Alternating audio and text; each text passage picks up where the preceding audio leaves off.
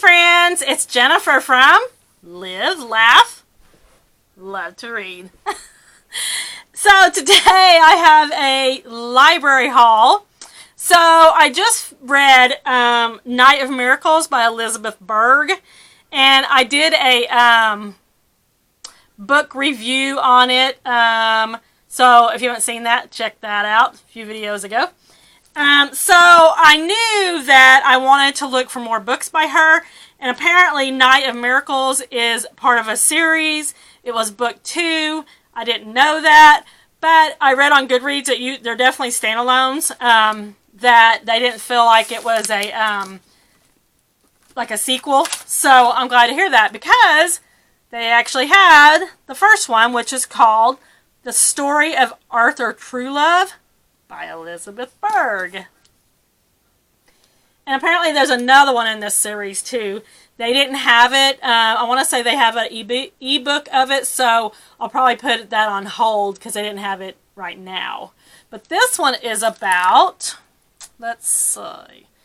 It says, from New York Times bestselling author Elizabeth Berg comes a wise and emotionally powerful novel about 3 people who've lost the ones they love most, only to find second chances where they least expect them. For the past 6 months, Arthur Moses' days have looked the same. He tends to his rose garden and to Gordon, his cat. Then he rides the bus to the cemetery to visit his beloved late wife for lunch. The last thing Arthur would imagine is for one unlikely encounter to utterly transform his life. 18-year-old Maddie Harris is an introspective girl who visits the cemetery to escape the other kids at school. One afternoon, she joins Arthur, a gesture that begins a surprising friendship between 2 lonely souls. Moved by Arthur's kindness and devotion, Maddie gives him the nickname True Love. One word.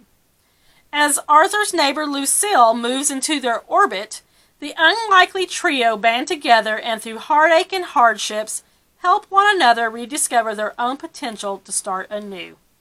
Wonderfully written and full of profound observations about life, the story of Arthur Truelove is a beautiful and moving novel of compassion in the face of loss, of the small acts that turn friends into family, and of the possibilities to achieve happiness at any age.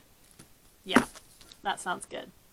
So, I don't know, I might be reading this next, but I do have the other series that I'm working on called, it's a 10 Tiny Breath series by K.A. Tucker.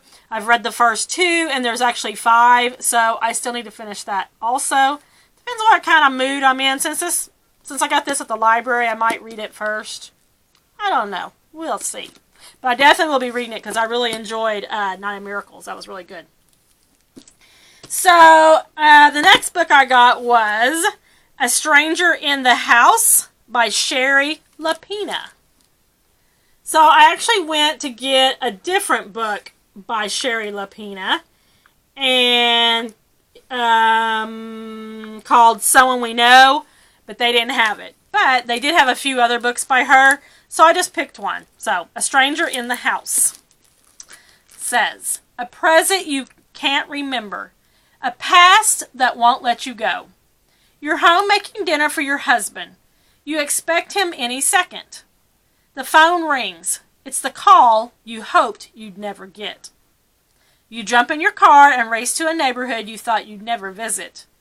You peer into the dark, deserted building and brace yourself for the worst.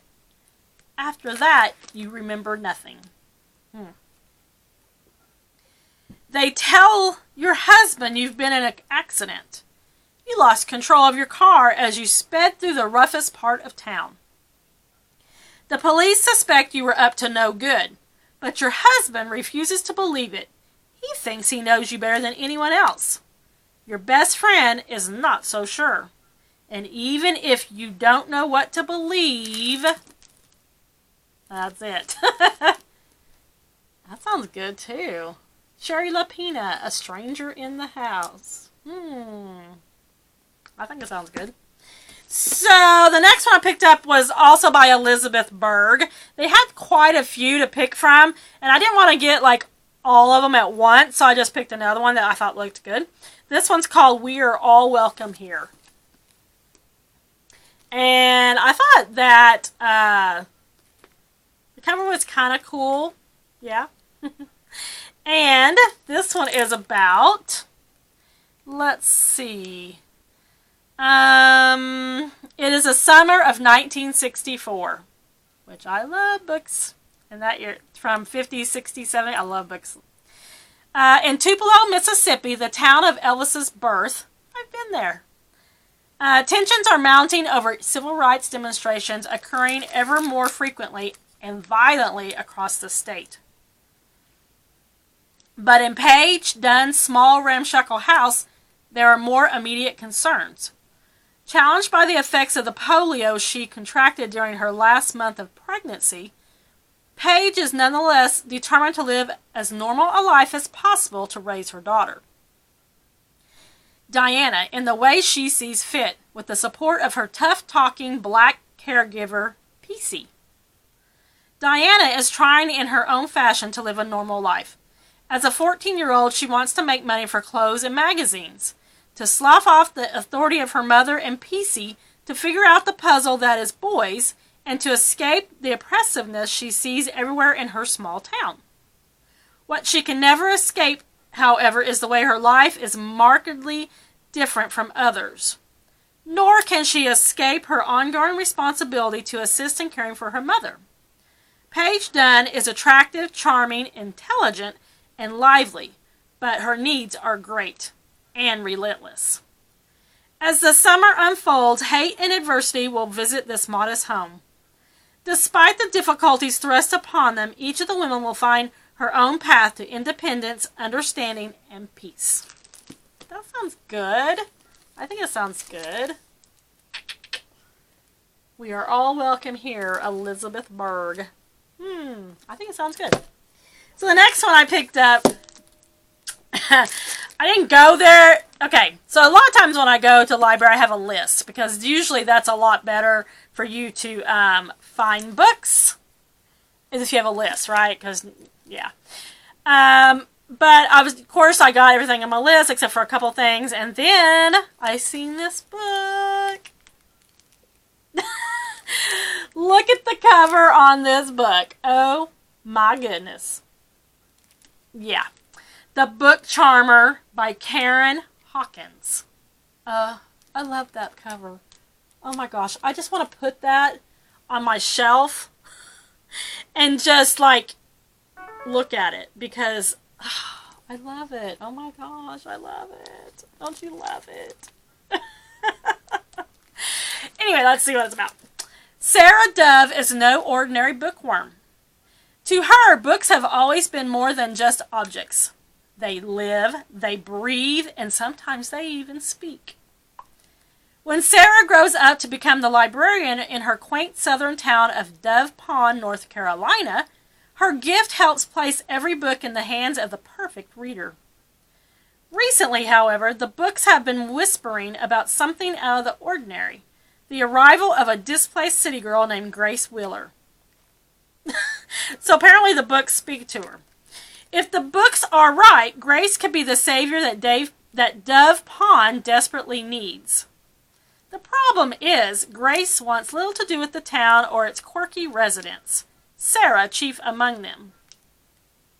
It takes a bit of urging and the help of an especially wise book, but Grace ultimately embraces the challenge to rescue her charmed new community. In her quest, she discovers a tantalizing promise of new love, the deep strength that comes from having a true friend, and the power of finding just the right book.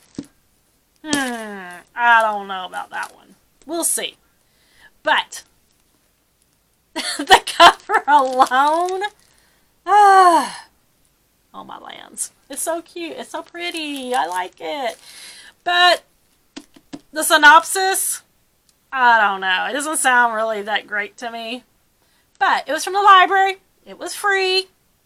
We might give it a try if we have time. Sometimes books go back to the library and I don't read them. Is that terrible? I don't think it's terrible. They're free, so it's not a big deal. But sometimes you'll find a gem that you didn't go there for. You have never seen this author, and it's free, so you give it a try, and it's a really good book. So you never know. So, that's all I have for today.